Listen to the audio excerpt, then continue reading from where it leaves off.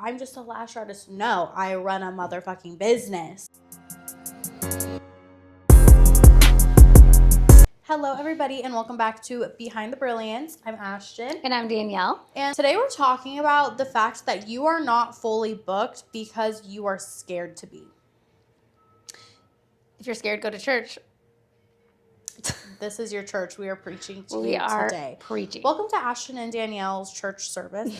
About how to stop being scared to fully book yourself out and elevate and luxuriate yourself. Period. So let's get into it.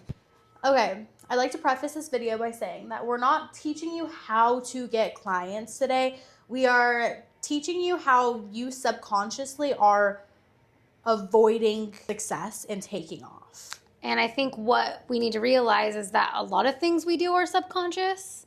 And so that's why we're going to tap into what could those subconscious things be blocking you right now from having fully booked schedule.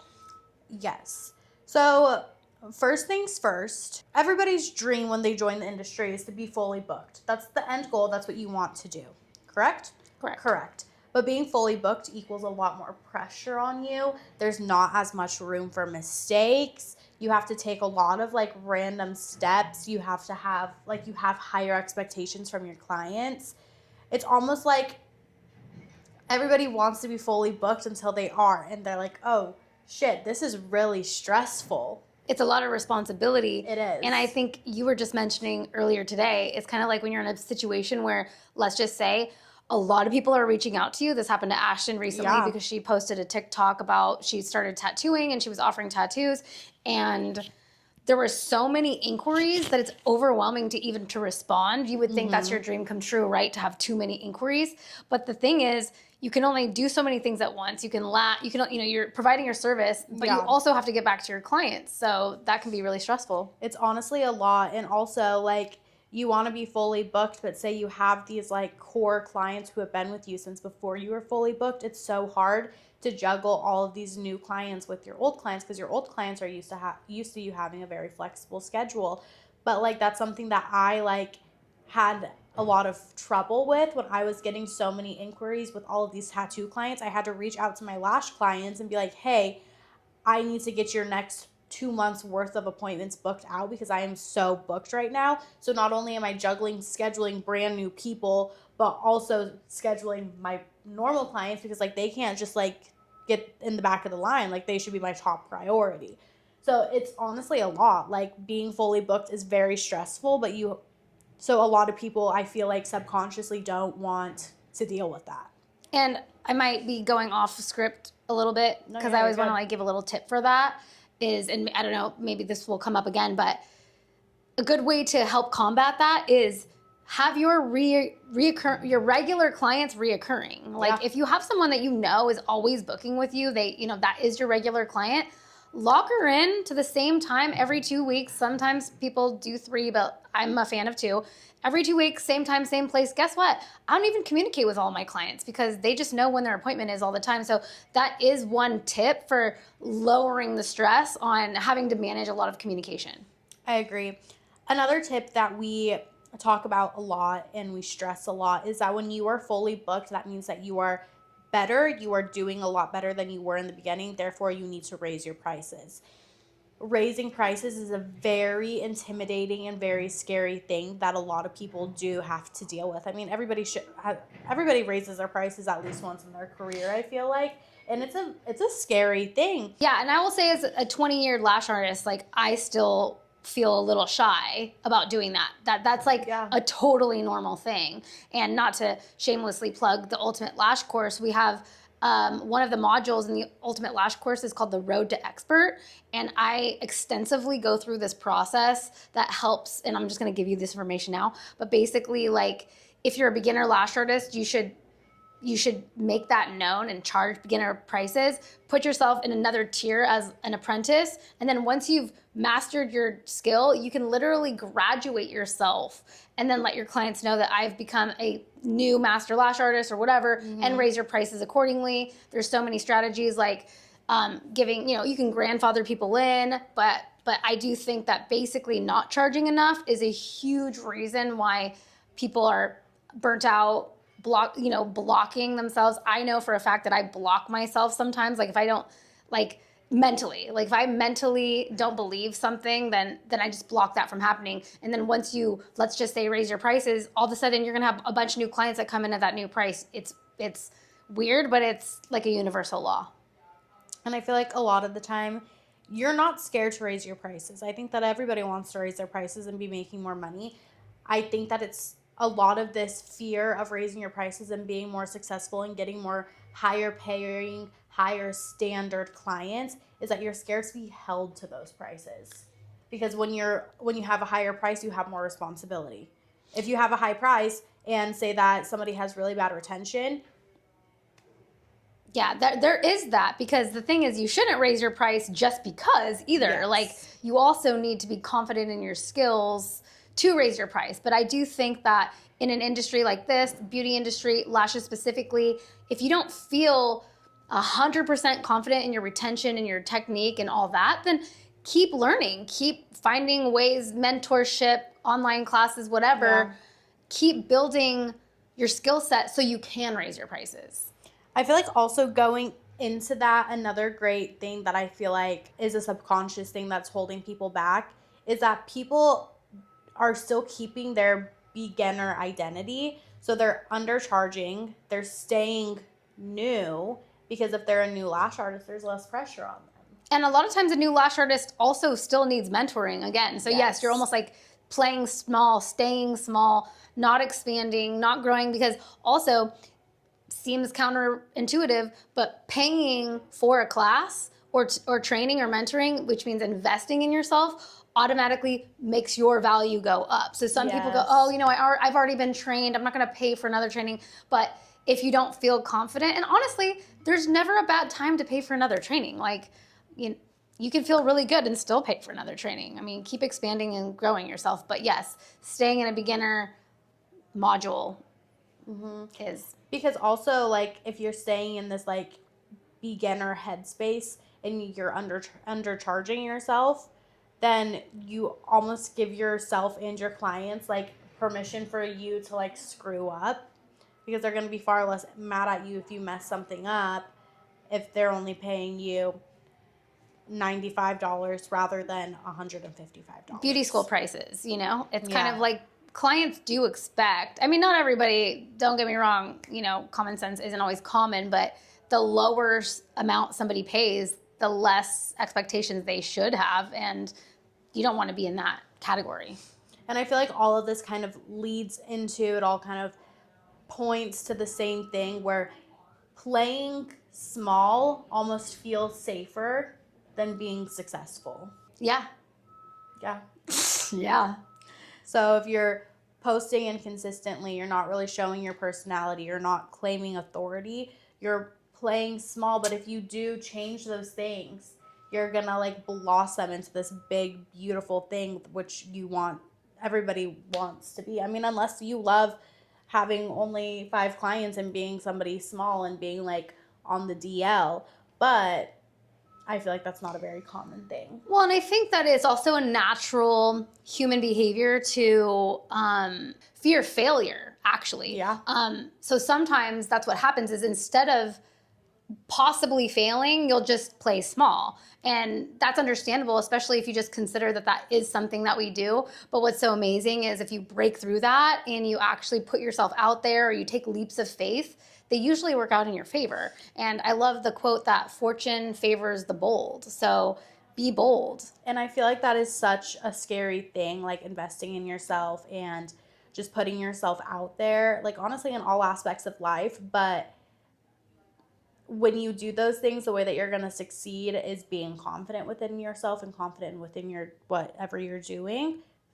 Girl, fake it till you make it. You don't actually have to be confident. Just come off confident and you will get there. Like with tattooing, for example, when I was first starting, I was not confident in it at all. I was I would have like a mini panic attack before I would touch a needle to anybody's skin, but nobody would feel that. Nobody would know that because I faked it. I was like, oh no, yeah, like I got this. Even though deep down I'm freaking out. It's the same thing. And I think we all have that inside, and you got to tap into that because it's a reward system that we need to experience. And I think that like overcoming and feeling accomplished, like, allows you to keep that momentum of doing better. Like, that's why the fake it till you make it thing is a thing, because it's like so many people feel success that way. Like, oh, I faked it and now I made it. Like, yeah. I feel like a deeper layer to this conversation that a lot of people don't really talk about is that people are scared of what happens after you make more money, because that's when like taxes come in, managing your income, maintaining your standards. I feel like there is a big difference from just lashing and owning a business. yeah, I mean, definitely. But it's funny because still at the end of the day, like, even if you're a small lash artist and you lashed one time a week versus you had 40, you still are a business. So it is kind of stepping into that, like, hey, you know what? Some things are scary. The unknown is scary. Guess what? They don't talk about taxes in regular school, and probably in beauty school even still to this day. But now we have things like ChatGPT. Every tax person I've ever talked to was always reassuring, like, look, don't worry, I got you. And that's another thing, like, maybe don't do your own taxes. Invest in having somebody, like, watch your back. You are a more advanced, in a more advanced place if you work for yourself. Don't get me wrong. If you're a W-2 employee and you work for somebody, filing your taxes is real easy because all the paperwork is kind of done and you can do TurboTax. But when you're self-employed, there are a lot of layers to that. And I mean, every state is going to be different with their laws and like what their write-offs are and all that. But it's not that complicated. There's a zillion of us doing it. And yeah, it is things like that that does hold us back because it's scary. But just a reassuring moment. Yeah, I also feel like you said, like, even if you only do have one lash client, you still do have a business. I feel like there is kind of a big divide between some people who aren't as confident in themselves. They're just like, oh yeah, like I'm just a lash artist, versus people who are very secure and confident within themselves and their work. It's like, oh no, I only lash one person a week, but I run a business. This is my business. And I feel like stepping into more of the mindset of I run a business, this is my thing, like this is my business. I'm just a lash artist. No, I run a motherfucking business. Yeah. That's gonna help you like own it. You're owning it, which goes back to the like, it's not even faking it till you make it. You are a business owner. Yeah. And sometimes, and that is so empowering. If you like started today, you're like, I don't even know. We have ChatGPT now. Like, write to ChatGPT, help. I'm lost. Like, what do I do? We live in a time right now where like the resources are unlimited to be successful. And if you're not tapping into that, then, here's your permission to do that now. No, totally. I feel like another thing that kind of like plays into this is that a lot of people self-sabotage without realizing it. For example, not rebooking your clients before they leave. Seems like a little minor thing. Is it though? Not enforcing your policies. Stand still on those policies. Because, yeah, leaving gaps in your schedule. You need to have the momentum of boom, boom, boom, boom. Yeah, it is a confidence thing, and I get it. I can totally relate. You're like in a situation, you're like, should I ask? Like, you kind of almost say, oh, well, if they're happy, they'll rebook. Like, sure, but some people are busy too. They don't even want to think about rebooking. And then sometimes it's inconvenient for both parties for them to be like, oh, wait, I'm supposed to come in. They suddenly need you last minute. You're not available because maybe you're out of town or whatever. It's inconvenient for everyone. So offering to rebook is actually like a courtesy. Not only is it a courtesy to them, it shows that you're confident because hell yeah, you want to come back to get your lashes full, like duh. It's a courtesy, and I think strategic, or like, what am I saying?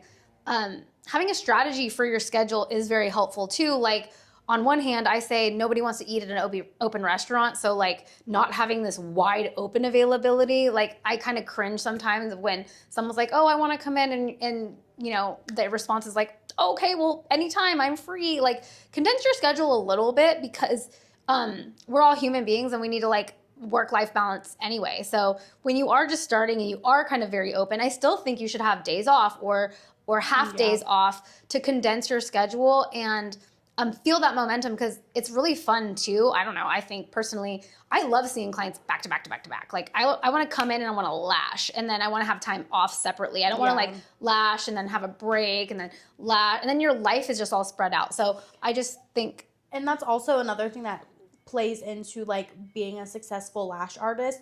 Being successful isn't just being fully booked out. It's also feeling happy with your life. So if you say your schedule is so sporadic and all over the place and you work at 10 a.m., then you have a 3-hour long gap, then you come in 3 hours later, I don't know, what time is that, 1? You're in at 1, but that's only for 30 minutes, and you go home again, then that's going to be annoying. It's going to be frustrating. So why wouldn't you rather, oh yeah, hey, I have spots at 10, 11, 12. Those are the only spots I take throughout the day. You get off work at 1 p.m. and you go live your life, and you still made the same amount of money that you would have made if it's like boom, boom, boom, but this time it's just boom. And if you are actually legitimately free, you're open, you don't have kids, you're not going to school, whatever, I highly recommend choose some days where you work mornings, afternoons, and then you get off early, and then choose some days where you do the opposite, like take clients later in the day, because then if you have clients that are specific to certain times, then you can kind of bottleneck them into those days. Exactly. And not be, again, completely open, like do a half day on Monday, morning, Tuesday night, whatever. I think that's a really great way to like organize your schedule. And I feel like going off of that, another thing that I wanted to point out is like you don't have a booking system or like a structure to it. So even if you get booked, you don't know how to maintain it. There's no rebooking system. There's no wait list. So if you're fully booked out, what do? So I feel like there's no retention strategy. I feel like using a good like program or app or whatever you want to call it, system, to keep all of your clients and everything in the same spot. I feel like that's why we use Square. There's an option for a wait list. If you are fully booked out, make sure that you advertise that you have a wait list, and then people who are interested will join your wait list. If you have a random cancellation, text your client that's on the wait list, that kind of thing. Yeah. And I think everyone at this point in time is using an app or something, but yeah. I do think that, making sure Square is great. Square has an amazing platform for free. If you do upgrade, they do have better features or whatever. Actually, I think they kind of changed things recently. I need to do a deeper dive. But yeah, offering reoccurring appointments, a wait list is great. And like reminders. I think that's, we're like on a million segues right now, but having text reminders to your clients. Oh, something else you said earlier was sticking to your policies. It's very discouraging when you have people no-show or forget their appointment. Some people, it's not even that they no-show, they just forgot. So it's like holding your clients accountable, making sure they're getting text reminders, but also like enforcing a cancellation policy to respect your time. If you respect your time, other people respect your time. So I'm always a big fan of saying, look, have a cancellation policy, state it in your waiver. So every client fills out a waiver and they agree to your policy when they book the appointment, when they, on your booking system, on your waiver. Even better to say it verbally on your first point of contact with that client. But that just ensures that like, hey, things do happen. Clients do need to cancel. Sometimes clients don't realize that, hey, I could give as much notice as possible because you might have another client that can come in that place, and so you're not losing as much money if you are kind of organizing yourself that way. So no, totally. I really do feel like the key takeaway from this is that obviously a lot of people know like you attract what you give out. It's the same thing in your business. You're attracting the level that you feel safe receiving things in. There you go, period. So if you are subconsciously nervous about any of the things we just listed, you're not going to succeed. You're not going to have that great little like spike up in sales and clients and all the things because you are subconsciously trying to keep it away. I promise you guys, it's gonna be okay. Yeah, this is your permission. We're giving you permission. It's gonna be okay. It's gonna be, sure, like sometimes it does get like hectic and chaotic, and sometimes I'm like, yeah. I think just don't be afraid to fail. Like success doesn't happen without failure first. So it's like, no, exactly. Screw up. Who cares? Also, we're all human. Have some grace with yourself. But if you really do want to succeed, you need to put in the work to succeed. And like obviously you do need to put in the work with your business, but also some work with yourself. I think this is like a energetic topic. Like you're working on yourself. Yes. Alrighty guys. Well, I think that is all we have for you guys today. Also, if you want your business to take off, use good products, aka us. So yeah. brilliantlashpro.com. Check out the Ultimate Lash course. If you feel like you could use a little bit of a bump in your technique, your skills, your bedside manner, we have a course with over 250 videos. It comes with a kit worth of over $500 worth of Brilliant supplies. Like, you won't regret it. No, you won't. And if you want any more topics like this, or you have suggestions, leave us a comment. But we appreciate you being here. Yes, we will catch you next week. Kisses, love you, bye.